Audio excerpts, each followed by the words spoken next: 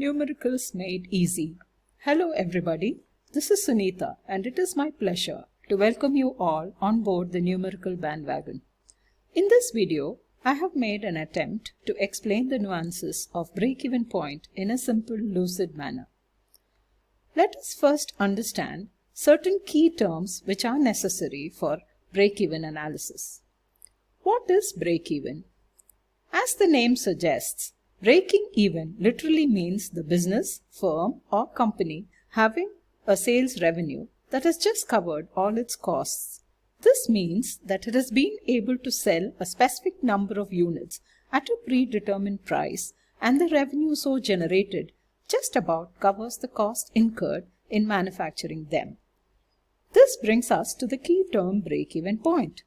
This is a point when graphically represented would show the total sales equaling the total costs.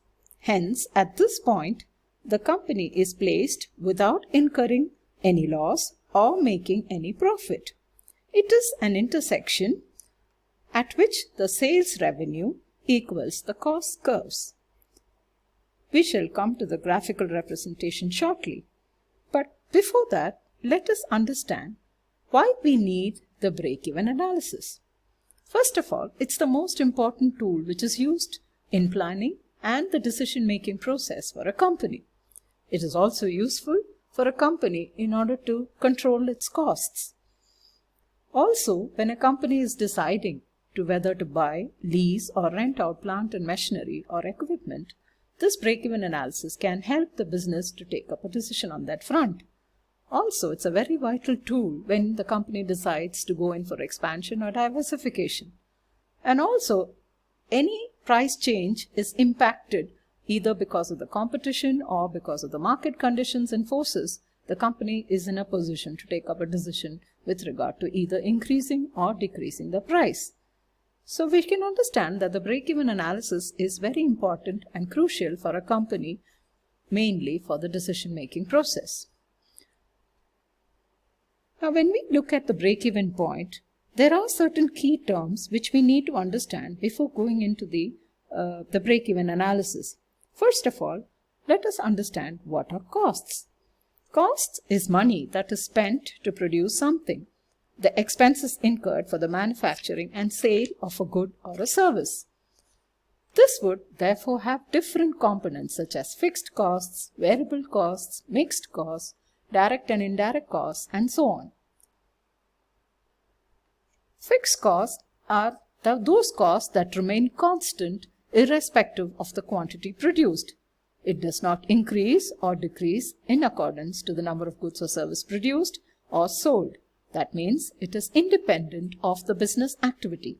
Some of the examples of fixed costs are rent of the business or of the factory or of the office premises. It also includes certain salaries of employees which are independent of the number of units produced. It also will include insurance, advertising and other promotional expenses, etc. Now turn our attention to the next component, which is the variable cost. This is a cost which varies or changes with output. It is also called as cost of goods sold or COGS. Ideally, the variable cost increases or decreases to the volume of output. Some examples of variable costs are raw materials used in production, employee wages, packaging costs, transportation costs, direct labor, etc. Which means they are a dependent variable on the output. So let's look at the different types of costs that we have so far seen, mainly the fixed costs and the variable costs, graphically represented in this particular curve. Now let us analyze the shape of the curve. The fixed cost curve, as you can see from the graph, is a straight line which is parallel to the x-axis.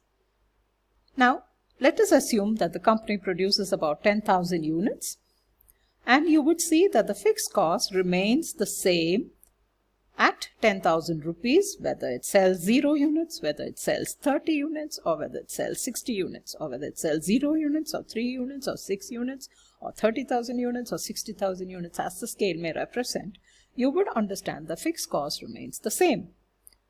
On the other hand, we would note that the variable cost is a linearly increasing curve, which means that for the number of units which is not yet produced or not yet made, there is zero variable cost, and it keeps increasing with the number of products that are sold over a period of time. Now there is one more graph curve that is represented in the form of total cost, which means that this is a summation of both the fixed costs and the variable cost curves put together as the total cost curve. You would see from the graph that this is again a curve that is parallel to the variable cost but would include both the fixed cost component and the variable cost. So it's both the total of both the costs together. Now from the graph you would see a total sales revenue curve which is dependent upon the number of units that is sold. So if you are selling 0 units, you do not get any sales obviously. And when you increase the number of units that is sold, you would see that there is a linearly increasing total revenue curve. And at one point, the total cost and the total sales revenue intersect, which is called as the break-even point. Now, why is it called the break-even point? Because below this point, you would see, as shaded in red, the company is incurring loss, which means the costs are not covered by the sales revenue. The sales revenue curve falls below the total cost curve. On the other hand, any point over and above the break-even point, which is shaded in green, you will understand the company is making profits. How? The total revenue is more than the total cost. So simple, you are able to cover the cost, so you earn a profit. So anything below the point is loss, anything above the point is profits. So this is the simple explanation graphically given for break-even point with regard to the different cost components and the sales revenue that takes place with regard to a particular company or firm. Now here we look at two types of products, a single product of a company and a multiple product of a company. Now as you can see, a single product with a company is easy because you're looking at one single product with one unit of sale. So that will bring us to the term which we are using now, the unit of sale. So unit of sale is the product that is sold in the market at that particular weight or measure. For example, it could be in liters, it could be in kilograms, it could be in packets, it could be in number of units, or it could be simply the customer or the diner or a guest. So the unit of sale in the case of a single product is 1. But when you think about a company that has multiple products, as normally the case is, you would see that the unit of sale also varies. The weightage varies. The number of units depending upon the unit of sale also vary. So let's understand this concept with a simple example of a milk vendor. Now when you look at a milk vendor, you will see that everything that he sells is in the form of liters. So the quantity that the unit of sale that we see here is in liters. So how many liters has he to sell to earn profit? So that's how the break-even point is understood here, because he has to understand how many units, in this case how many liters, does he have to sell to get the profits. So it's easy to find out because there is only one unit of sale, which is the liters. Now let's look at a different scenario, a different company which has multiple products. Let's take an example of a grocery shop. Here you would see that he has multiple items. He has milk, he has vegetables, he has rice, he has chips, he has different units of measurement in the form of liters, numbers, kilograms, etc. Now how does the shopkeeper remember how much has he to sell of each of these units of sale in order to break even, in order to make profits? So probably in the case of a small petty shop next door, it's easy to understand or easy to remember because he would just assume, okay, there were 10 customers in my shop and each of the customer bought for such and such amount of sums of rupees. So it's easy for me to calculate and remember what would be my break-even point. But it is virtually impossible when it comes to a large shop with a variety of items and each customer buys not one single item but a variety of items. So this large number of units is difficult to be tracked by the shopkeeper, and hence it is difficult to understand what would be the break-even point. So we will see that when you look at a grocer here, you will understand that there is a unit of sale which is different for different types of products that he sells.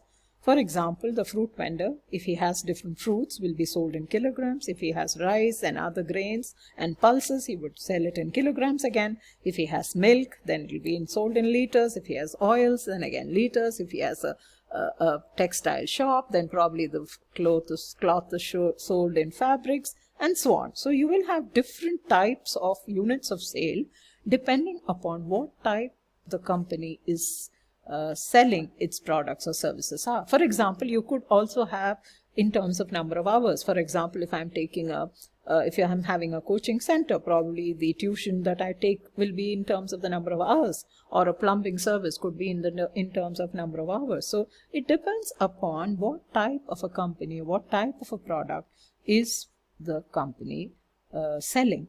So there are some common units of measurement. For example, you have liters, you have cups, you have number of units, you have diners, you have customers, as I said before.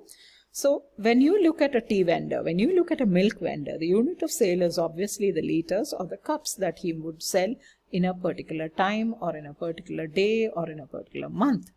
So let's look at some of the very important key terms that we have to understand before analyzing the break-even analysis for multiple products. The first is the unit cost. This is what the seller is spending to make one particular unit of his product or service. For example, if he is making a pen, then the unit cost will depend upon what his variable and fixed costs are to make that one product. He prices it at rupees 10 because he knows that the cost that he is incurring is roughly around 8 or 9 rupees, and the margin that he requires is around 1 rupee or 2 rupees, as the case may be. So the unit cost is the amount that the seller incurs on making one unit of sale. So a tea vendor will have one unit cost for one cup of tea, which could be rupees per customer. That much, how much is he spending per customer? And the unit price is the price at which he determines to sell that one unit of sale. So in the case that I just gave you the example of a pen, if he decides to sell the pen at 10 rupees, and why? Because he knows the unit cost is roughly around 8, he would decide to sell at 10 rupees, which will become his unit price. So that is also expressed as rupees per customer. That means rupees 10 per customer is the price for that particular product.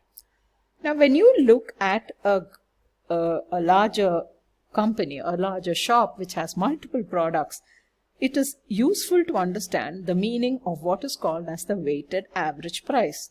Now, why is it required? For example, in a grocery shop on a particular day, I could have 5 customers being billed at the rate of, say, 2,000 rupees per customer. I could also have 10 other customers billed at 3,000 rupees per customer. So I cannot say the average would be what? Would be 2,000 or would be 3,000. So this is where the weighted average price concept comes into picture. It is useful for us to understand what exactly do you mean by the term weighted average price. Now, normally when you have multiple customers, when you have multiple products being bought by these multiple customers, then we can divide the total customers billed amount by the total number of customers visiting that particular shop or that company or that firm to arrive at the weighted average cost. For example, if I have a number of customers on a particular day as 100 and the total billed amount roughly coming to around 2 lakhs, then I can say the weighted average is 2 lakhs divided by 100, which is 2,000 rupees. So since there are multiple products, it makes sense for us to understand the weighted average concept. So here we have one exercise which says there is a stationery shop which sells different products. It has notebooks, pens, erasers, and so on. And each of these products are priced differently, are priced in a varying manner. And you could see that no customer will buy the same quantity of notebooks or the same quantity of pens and erasers. So there will be varying quantity of goods that are purchased, and there are varying quantities of the price that is fixed for each of the product. In this case, I have said that the notebooks is costing around rupees 40 and the quantity sold on a particular day is 35. Similarly, for pens, erasers, plastic rulers, charts and sketch pens, I have varying rates and also varying quantities sold. So you will realize that the shopkeeper, in order to understand what would be his unit of sale, you would know that there are